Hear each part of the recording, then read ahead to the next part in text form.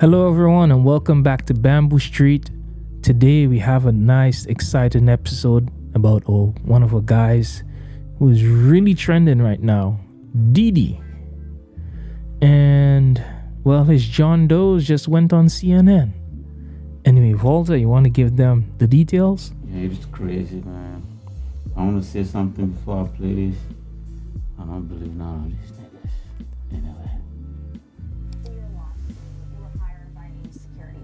To work security at one of the infamous white parties that was thrown by Sean Combs in the Hamptons. What was that experience like? At first, he was incredibly friendly, very gracious.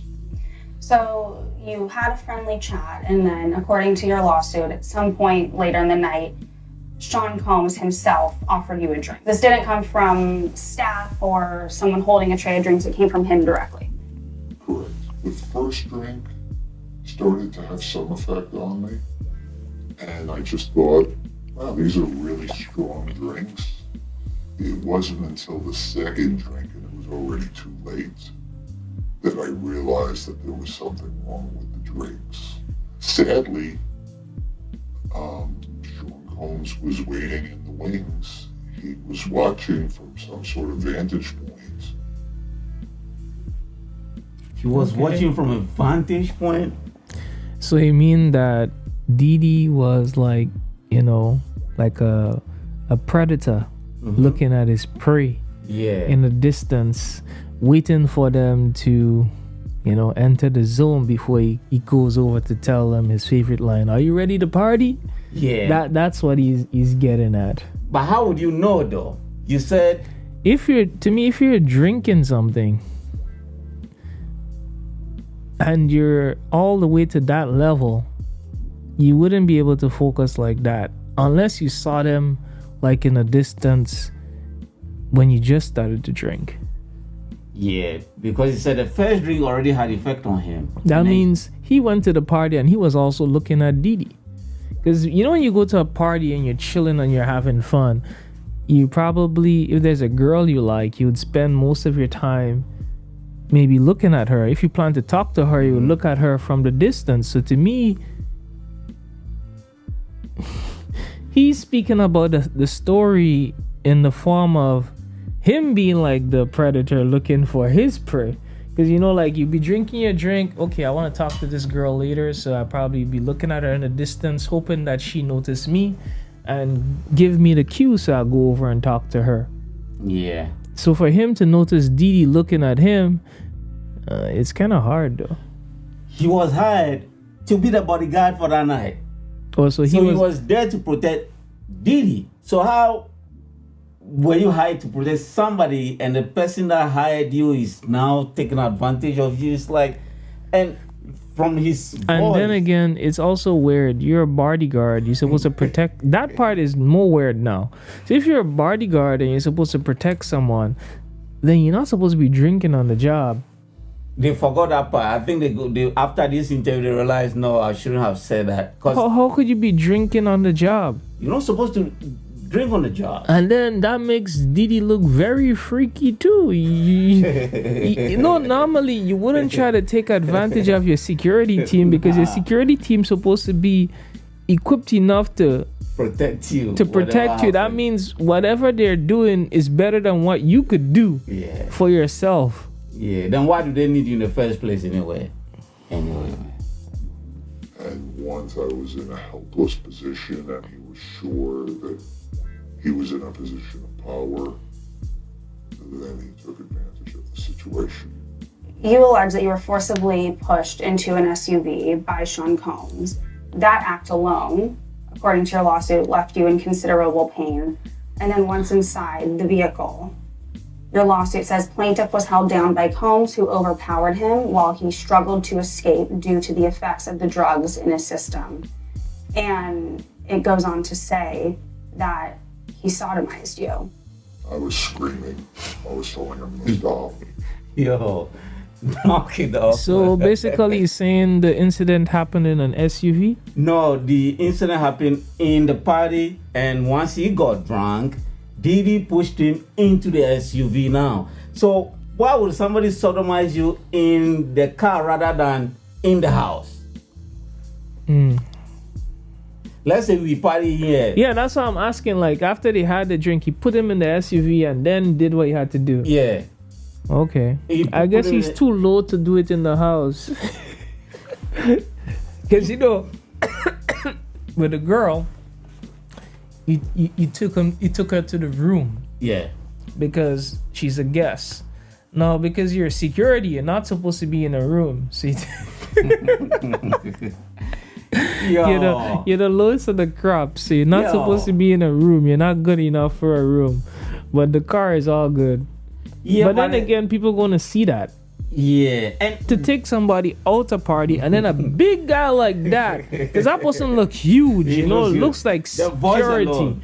And the thing about it is, like, you have to take such a big person, because I think they distort the voice. They Oh, okay. add those effects on it. It's Okay. not the natural voice. To take someone that big and put them in an SUV by yourself, By yourself. everybody should see, man. but And then again, and then if the person gets drunk, it becomes much more heavier. and then the next side that is coming to me is that's the help. Yeah. Diddy is the boss. That's the help. Why is the boss taking the help? Taking care of the The help. yeah. Why don't he tell Somebody else. someone else, another one of the help? It don't make no sense. Anyway, And by the way, even if the person is not drunk, having sex in an SUV with all how the seats are set up, it's pretty cramped. It's hard for them to really take advantage of you. and now you want to sodomize somebody, so you have to put on the jeans and all these things. Like, come on, bro. Come on now. Anyway, man. And then you're supposed to be a security guard. It was incredibly painful, Me know that. and he was acting like it was nothing. And he seemed to be disconnected from it. That it was abusive beyond belief. So representatives for Combs did not comment, but at the time of the original complaint released a blanket statement regarding the complaint, and others felt at the same time. Mr. Combs and his legal team have full confidence in the fact, their legal defenses, and the integrity of the judicial process. So my thing is, like, do you think it's better for Combs to address these issues publicly, or just like leave it alone? You leave it alone, because he has a much bigger case to worry about. This Okay. is a civil suit. Okay, so this is another civil suit. This is another civil suit. Okay. He has a criminal case that's going to send him for life. He has to Who fight filed a criminal case though? the human trafficking aspect. Oh, Yeah. so they find someone who's willing to testify? Yeah, they said that's what they're saying. They found somebody. They haven't revealed the No, identity it's still a yet. chin though. Okay. But with that one, in the end, they're supposed to reveal the Yeah, identity. once the trial starts in May. Okay. Well, So- I'm waiting to see what fruit that one brings, because to me, these days with the Me Too hotline, it's just like one after the next is just coming up with their own version of I'm one of the Me Too. Yeah. Even a security guard can come and say I'm a Me Too. And three, not just one security. So what I think, like with big channels like CNN, before you even air this, you're supposed to, like, you interview him, all right, cool. Backtrack that story. See what you can find. Ask the guy some questions, because right now it's just They like just allow them to just spew their bullshit and just. after the person make a reply, there's no follow-up questions. There's no diving into details. There's no nothing. It's like that person is just telling a basic story and that's it. Yeah, no inquisition. Oh, you need to see the J. Well, I'm sorry, I didn't download that. But then the Jay-Z one, once the interview completed, they contact the father separately. They contact all the names the girl gave. They contact everybody. So it's like, to me, with like that, for this Yeah. interview to be valid, you're a security guard, right? You're working together with other security guards. Yeah. Why didn't one of your colleagues, why didn't you contact one of them? Why didn't you ask one of them for help? Why? Because you're drunk. And guess when he said this thing happened? And then if you drink and you get drunk on the job as a security guard, there's You need to be one person you don't want finding out about Your it. boss. Your boss. Yeah. And everybody who could find out, not your boss, because you're yeah. supposed to be security. Yeah. You can't get drunk on the job, so you must go to one of your security friends and be like, "Yo, I'm pretty wasted. Could you guys cover for me? Yeah. I'm gonna go crash in the car or something." And another thing, this didn't happen 20 years ago. This was happening during the Me Too of 2019. Okay. So this was not like 20-year-old case. Okay, so it's happening during the Me Too, right? And then your security. If your boss is being accused of such a thing, why would you drink something from him after knowing that? And you're security, so that means you see a lot. Yeah. And even during the You Me see Too, a lot, you hear a lot, you just can't say it. Yeah, even during the Me Too, you don't even have to be right for Diddy to go to jail. During the Me Too, once you accuse somebody, the person is done. And you didn't report that case until 2004, 2024, when there's money on the line. Come on now. But then he could still file a criminal case because it's within the Statute of Liberty. the statute of liberty. So why are you going for the civil after you say, oh, it was very painful and how he did it, and like It was painful. he was not here on earth, so he's How like, would you even know when you were that drunk? You said that they put something in the drink. And by the way, come to find out, I was watching a podcast from these adult stars, right? And they were saying for them to even do the backdoor stuff, they don't eat the whole day. yeah, because you would feces and you have to prepare it. Yeah. So it just that mind. It's like they're supposed to clean it. So that's just to say, like, they're saying the guy is really an animal because he's doing it in the dirtiest of dirtiest way. Because if you don't go that way, normally that side is not prepared that way. So And even if you are west of it or you are drunk, come on now, man. so he's been drunk, he's been eating all day, and yeah, that side is not very clean. And for the person to do it, that means he probably come out with some, it was very, very dirty after that. So they're saying he's like the dirtiest of all scum. That's what And then he's in a party. So after he does that, he need to leave the car and most likely go and get cleaned up because you're going to be smelling the wrong way. This whole thing, bro, I think we still have some few minutes left on this. All right, CNN's Elizabeth Wagmeister, who's doing really amazing reporting on this subject, is here. Amazing with your my exclusive. foot. What was it like to sit down with this man? John, this was the first time that he... This lady didn't ask no goddamn question. Amazing my foot. She's doing some amazing interview. Story. He, as you see, we concealed his identity. He filed his lawsuit back in October as a John Doe. He says that he wants to keep his anonymity because he wants to keep some semblance of his life private. But that's a difficult thing to do, to sit down and tell your story to a stranger as a journalist. So I asked him, why now? Why are you coming forward now? And he said that he did not know that there were other accusers of Sean Combs out there. He only found out from seeing news reports. And there was one report he saw that there is somebody who alleged that they were 9 years old when they say that they were abused by Sean Combs. And this John Doe that I sat down with... Yo, CJ, this is what I want to do. Let me just end this. And I want to find the Jay-Z one for you so that you just see the difference between the two journalists. That would give you... But we already know this journalist really didn't do a good job.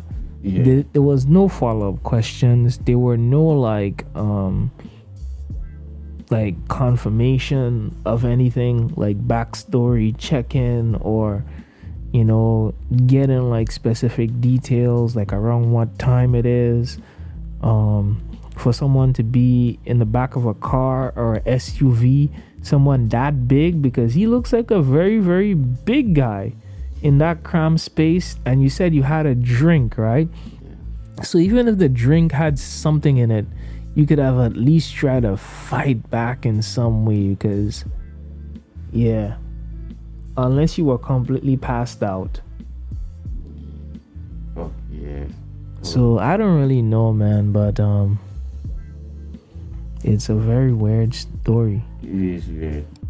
You should always advocate for yourself. And be a voice for yourself. You should never let what somebody else did run your life. A 38-year-old mother from Alabama who has filed a lawsuit accusing Sean Diddy Combs and Jay-Z of raping her when she was 13 years old is speaking out to NBC News for the first time.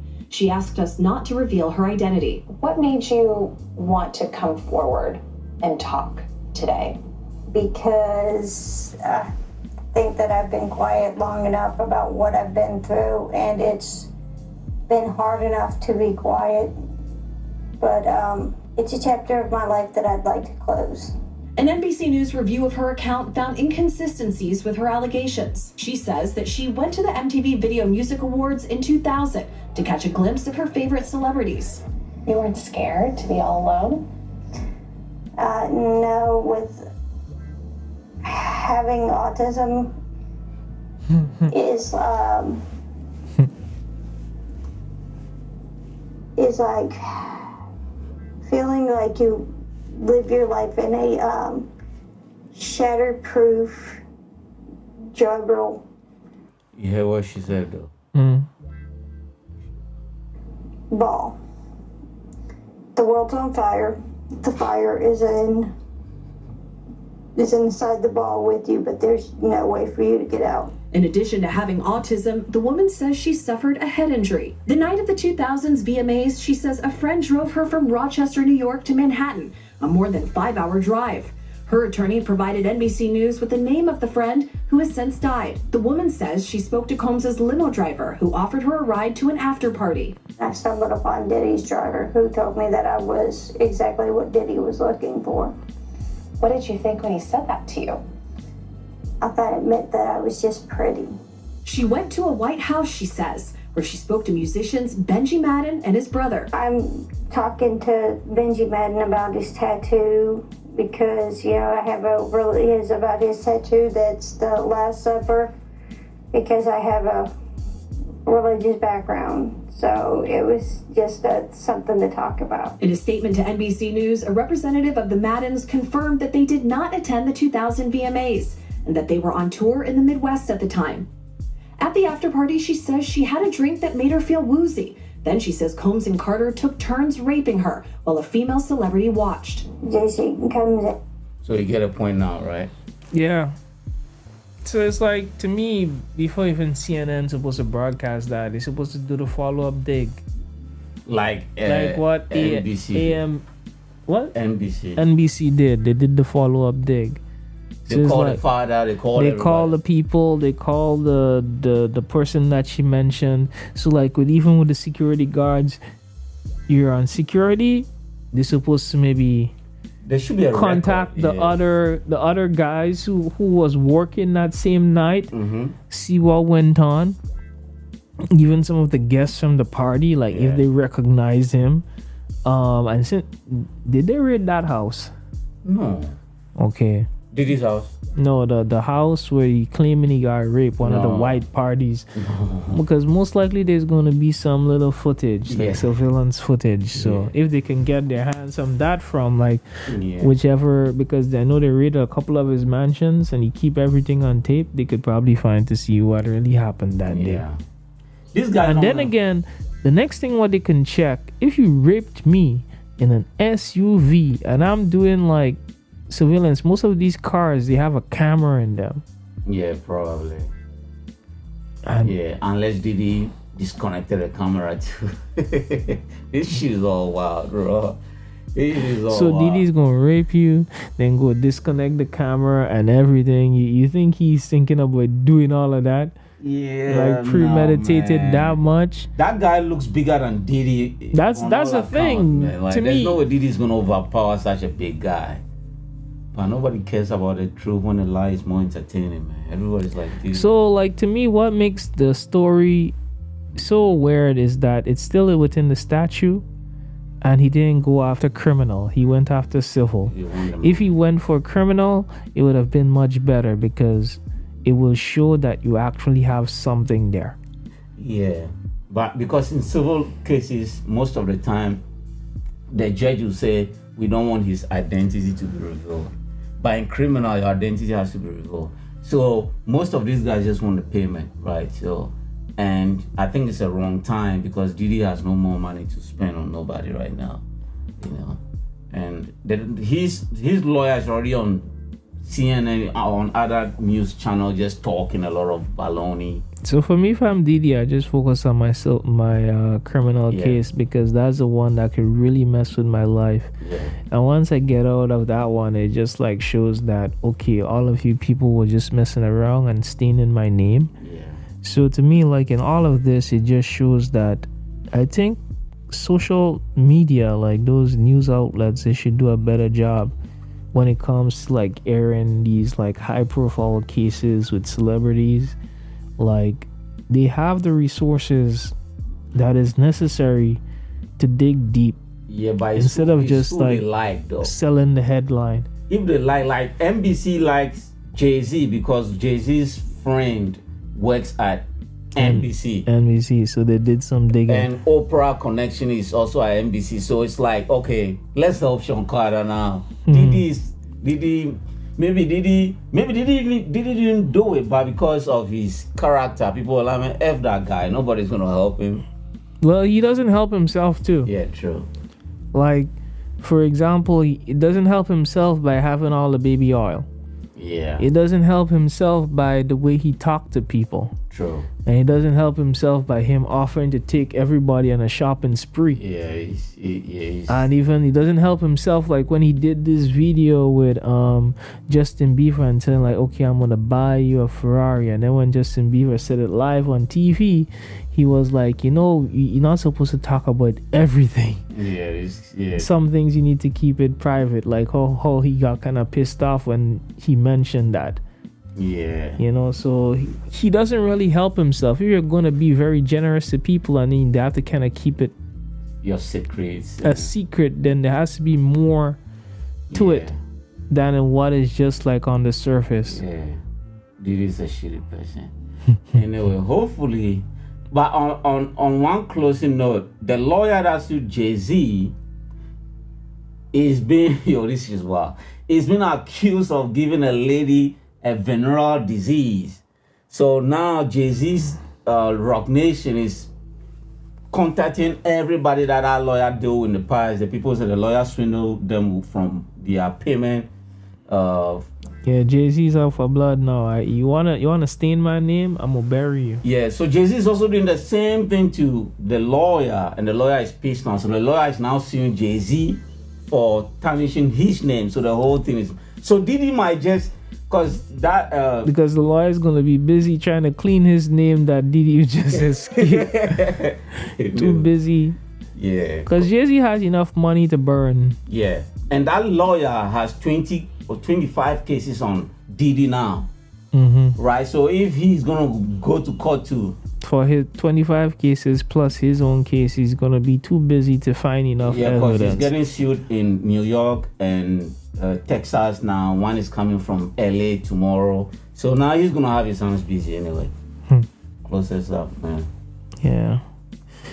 Anyway, guys, Walter, you want to summarize like what just happened, like the takeaways from the case was before we close? All right, so the key takeaway is CNN is still trash. No wonder Donald Trump just won a $15 million lawsuit. You heard all that shit. And another $30 million on the way to Donald Trump, because this news, if they don't like you, they don't care whether the accusation is true or not. I say once again, nobody cares about the truth when the lie is more entertaining. So Diddy, Jay-Z is suing the other guy. The lawyer is also suing back now. So Diddy might get off from all these accusations and just go to jail for maybe 20 years for a criminal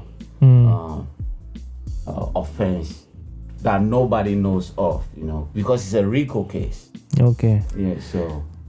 Anyway, guys, let us know what you think. Put your comments in the comment section. Do you think he actually did it? Is this brand new Jane Doe making up a story, or is it for real? Let us know how you feel. Don't forget to hit that like button and the subscribe button. We're small and growing and need your support. Peace and love, and see you guys in the next one. Bless.